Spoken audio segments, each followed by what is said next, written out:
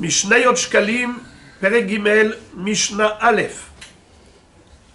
Bishlosha Perakim, Bashana, Tormin et Alishka.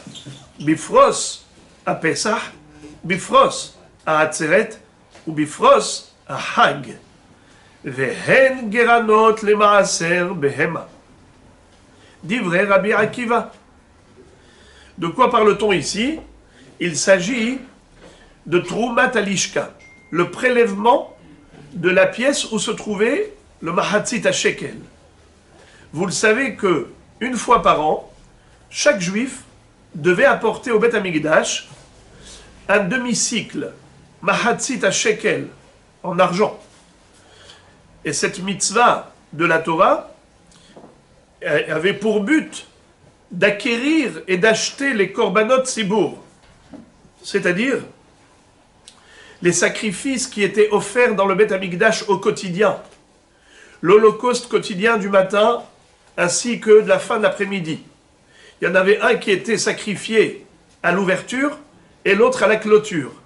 Entre les deux korban à Tamid, Temidin Kesidran, ou Moussafin Keilchatan, on avait, pour des jours particuliers tels que Yom Tov, Shabbat, Rosh Chodesh, on avait le korban Moussaf, mais en plus de cela, il y avait les korbanot individuels.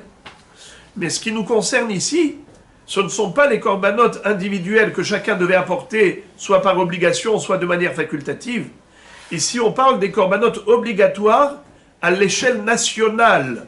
Le Ham Israël devait s'organiser pour offrir tous les jours ces korbanot, ces sacrifices. Alors, comment est-ce qu'on allait avoir ces bêtes, ces animaux qu'on allait acheter, avec l'argent du Machatzit HaShekel, puisque une fois par an, tout le monde avait apporté sa contribution, et on l'avait mis dans des tirelires, et ensuite ça a été reversé dans la lishka, dans la pièce attenante au Beth Amikdash, c'est-à-dire dans l'une des pièces du Beth Amikdash, là-bas se trouvait l'argent amoncelé et entassé, énormément d'argent. Mais 3 fois par an, le Kohen allait rentrer là-bas pour faire Troumat Alishka, le prélèvement de cet argent. Et là, on va voir de quelle manière ça se faisait avec précision. Mais déjà, on va nous parler de quand est-ce que ça se faisait et comment est-ce que ça se faisait.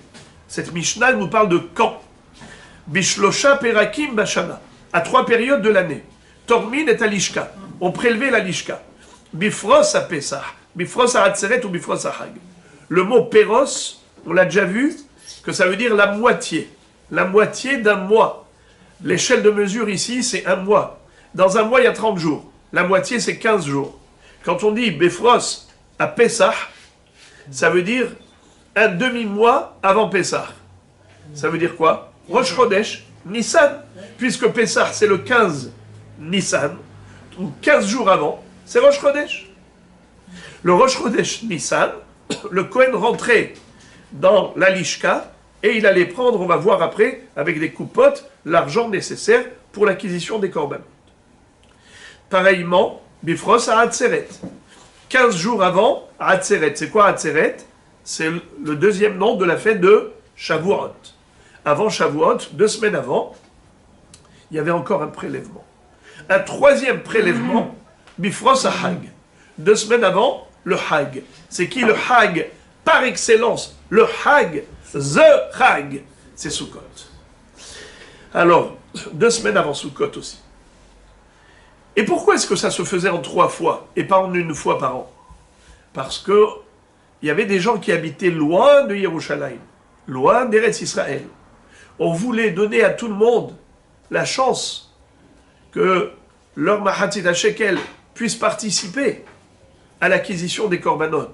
Or, si on n'allait prélever qu'une seule fois, tous les retardataires, tous ceux qui habitaient très loin et qui ne pouvaient pas être là au rendez-vous, alors ils n'auraient aucune chance que leur argent serve à quelque chose.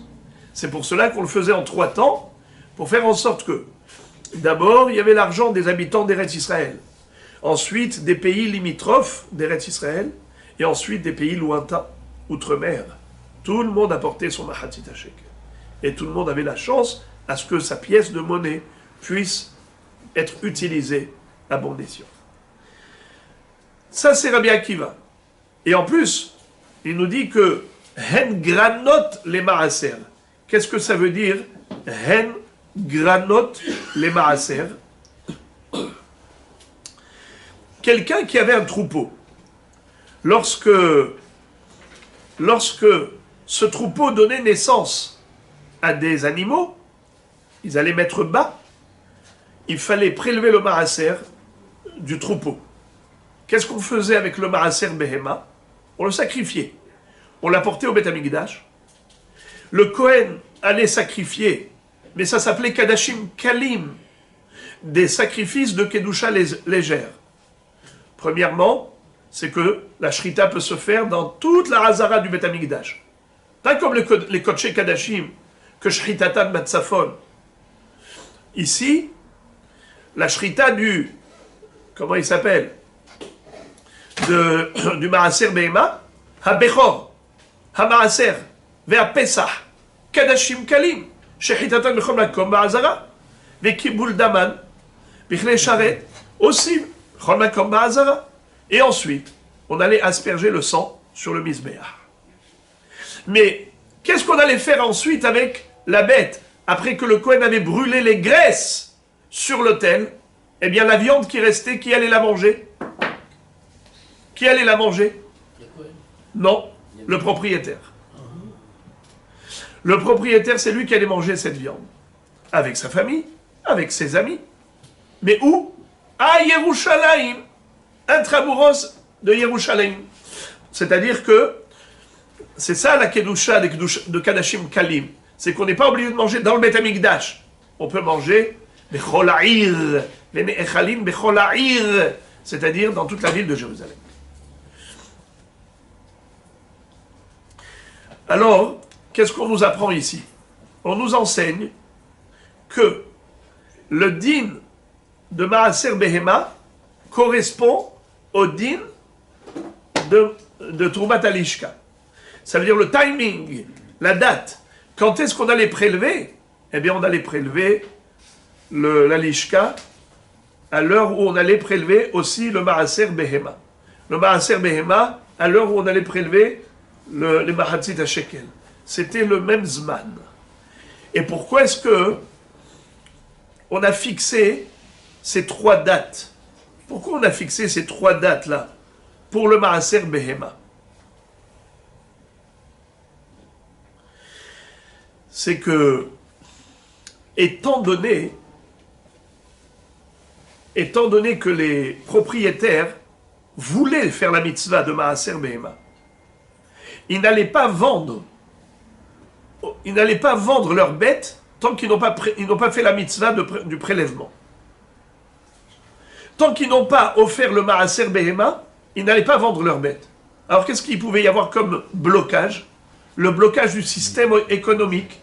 C'est que les Olé Régalim, qui vont aller à Pessah, à Shavuot et à Sukkot, il faut qu'ils apportent maintenant toutes les bêtes qu'ils doivent sacrifier. Que ce soit les bêtes obligatoires, ou que ce soit des Nedarim ou des Davot qu'ils ont pris sur eux d'apporter. Ils se disaient, quand de toutes les façons on va aller faire Aliyah la Régel, on va se trouver à Yerushalayim, eh bien c'est l'occasion de sacrifier toutes les bêtes qu'on doit apporter. Mais où est-ce qu'ils vont acheter ces bêtes? Chez les chevillards. Les chevillards, s'ils n'ont pas encore prélevé le Maaser, ils ne peuvent pas vendre. C'est pas qu'ils peuvent pas, ils ne voulaient pas vendre. Alors, c'est la raison pour laquelle on a dit à l'heure, c'est-à-dire les 2 semaines avant les fêtes, c'est l'heure du prélèvement de Maaser Behema. Comme ça, on va à ce moment-là s'acquitter du devoir de Maaser Behema et on pourra tranquillement vendre les bêtes du troupeau. Maintenant, il y a une mahloket entre les Tanaïm, ça c'est Rabbi Akiva, mais il y a d'autres Tanaïm qui donnent d'autres dates. Rabbi Elazar et Rabbi Shimon omrim Behad Benissan, Behad Besivan, Be'esrin Betishra Be'elul. Donc en fait, on a un autre timing d'après eux. C'est 1er Nissan, 1er Sivan, 29 Elul. מפני מה אמרו ב-29 באלול ולא אמרו ב-1 בתשרי, מפני שהוא יום טוב ואי אפשר לעשר ביום טוב, לפיכך הקדימו ל-29 באלול, et pourquoi est-ce qu'on a dit 29 Elul au lieu de dire 1er Tishri, parce que 1er Tishri c'est Rosh Hashanah, c'est Yom Tov, et on ne va pas faire de prélèvement le jour de Rosh Hashanah qui est Yom Tov, on ne prélève pas le maaser des Behemoth. Mishnah Bet. בשלוש קופות של שלוש שאין תורמין את הלשכה וכתוב בהם א' ב' ג'. On allait prélever l'argent qui se trouvait dans la lishka avec 3 grosses coupottes. Combien contenait chacune des coupottes? Shalosh se'in. Shalosh se'in. Les amis, c'est quoi Shalosh Se'in? Combien c'est le volume? Alors rappelez-moi déjà, dans une CA, il y a combien de Betsim? Parce que vous savez que la base de tous les volumes, c'est Betsa. C'est la base. C'est à partir de là, on fait les calculs par la suite. Rappelez-vous, si vous voulez avoir un mnémotechnique, gardez ça en mémoire. Yagodou, qui est esclave. Ça veut rien dire, c'est juste un mnémotechnique. Yagodou, qui est esclave. Prenez un papier, écrivez en haut Yagodou. Et en dessous, vous écrivez en quinconce, ça veut dire à droite et à gauche de chaque lettre que vous avez écrit en haut, Yud, Gimel, Vav, Dalet, Vav, écrivez à droite et à gauche en dessous, en quinconce, vous écrivez Ke esclave. Kaf, Aleph, Samer, Kouf, Lamed, Bet. C'est quoi ça? C'est ce qu'il y a en haut, c'est des valeurs numériques. Ce qu'il y a en bas, c'est des échelles de mesure. Regardez comme par exemple, Ke esclave, le Kaf, c'est corps. C'est la plus grande mesure que nous connaissons, c'est le corps. Kaf, Vavresh, corps. Ensuite, Aleph, c'est Efa. Tout de suite, on va dire. Aleph, c'est Efa. Samer, c'est A. Kouf, Kav. Lamed, Log. Bet, Betsa. Betsim. En haut, on a dit Yud, Gimel, Vav, Dalet, Vav. C'est quoi ça? C'est des chiffres. C'est des chiffres. Yud, c'est combien? 10. Gimel, 3. Vav, 6. Dalet, 4. Vav, 6. Alors, allons-y. Kaf. Dans un corps, on a 10 quoi? 10 Aleph. C'est quoi Aleph? Efa. Dans un corps, on a 10 Efa. Chazak Daniel. Ensuite, dans une Efa, on a combien de Sein? Dans une Efa, il y a combien de Sein? Bravo! Gimel Sein. Hazak. Dans une CA, il y a combien de cabines? Vav. Il y a Godou. Il y a Godou, rappelez-vous, le Vav. Il y a 6 cabines. Dans un Kav, il y a combien de login? 4 login. Dalet. Il y a Godou. Dalet login. Dans un log, il y a combien de Betsim? 6. Vav Betsim. Hazak. Alors après, vous faites la multiplication. Pas chouette. Par exemple, il y a combien de Sein dans un corps? 30 Sein. C'est facile à calculer parce que si dans un corps, il y a 10 Efa, et dans une Efa, il y a 3 Sein, donc dans un corps, il y a combien de Sein? 3 fois 10? 30. Je multiplie toujours les chiffres d'en haut. Alors maintenant, prenons maintenant une CA. Je prends une CA. Il y a combien de Betsim dans une CA? On a dit que dans une CA, il y a combien de cabines? Arba? Il y a 6 cabines. Dans une CA, il y a 6 cabines. Dans un cab, il y a combien de logins? 4 logins. Dans un log, il y a combien de Betsim? 6. Alors, qu'est-ce que je dois multiplier? Combien? Tout ça. C'est quoi? 6 fois 4 fois 6. 6 fois 4, 24. 24 fois 6, 144. 144, c'est tout ça. Zéro. Alors maintenant, ça c'est une CA. Alors maintenant, si vous voulez vous imaginer c'est quoi une CA, prenez un carton d'œuf. Prenez un carton d'œuf. Et c'est Argaz shel Betsim. Atem konim Argaz shel Betsim bamakolet. Nachon? Il y a 39. En France, on achetait des cartons. Ici, que tu achètes une douzaine, tu as le même prix.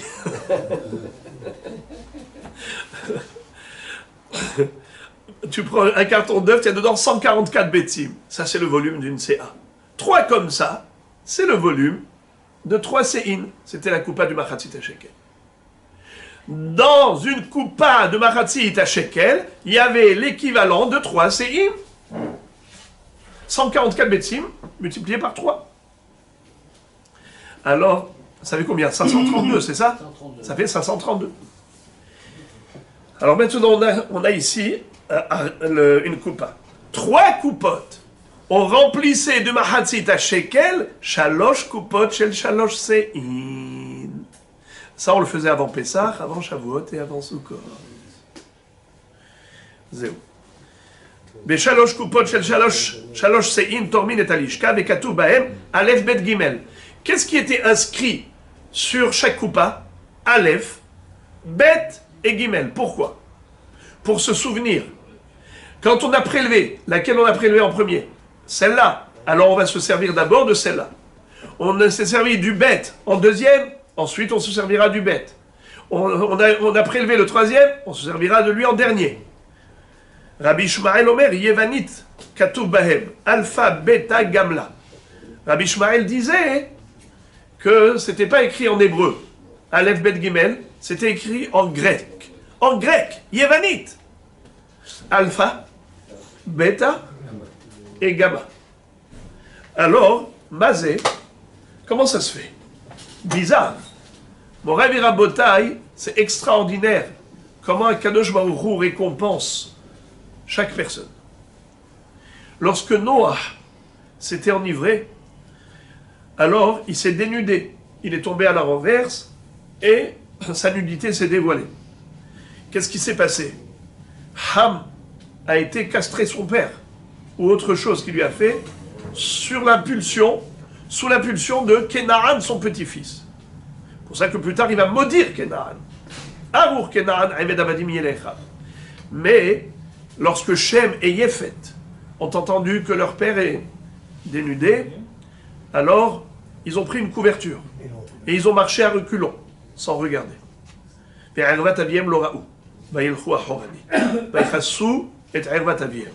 Ils ont couvert la nudité du père, préservé sa dignité. Akadosh Baruch Hu va dire, Shem et Yefet, ils ont recouvert leur père. Shem méritera la mitzvah de tzitzit, qui recouvre le corps. De Shem va descendre Am Israël, qui va recevoir la mitzvah de tzitzit. De Yefet sortira Gog ou Magog, qui vont mourir au pied des murailles de Jérusalem, mais Akadosh Baruch Hu va leur offrir une sépulture. Ils auront un kever, une tombe. Ve'eten le Gog sham mekom kaver. C'est-à-dire que le corps sera recouvert, comme il a recouvert son père. Avoir une sépulture digne, c'est un zrout. Et pourquoi? Parce que Shem, comme ça dit Rashi, Vaikar Shem Vayefet et Asimla. Pourquoi tu as écrit au singulier? Vaikar Shem Vayefet. Dis Vaikrou. Les filles Shenit Ametz Shem Ba Mitzvah Yoter Miyefet. C'est Shem qui a pris l'initiative. Et c'est lui qui va dire à Yefet, viens avec moi.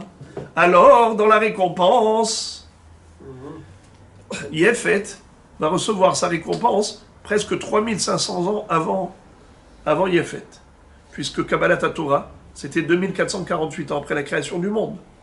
Gog ou Magog, ça peut être à la fin des 6 millénaires. Entre les deux, il y a plus de 3500 ans.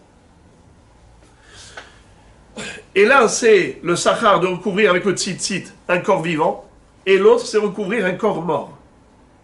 Pourquoi?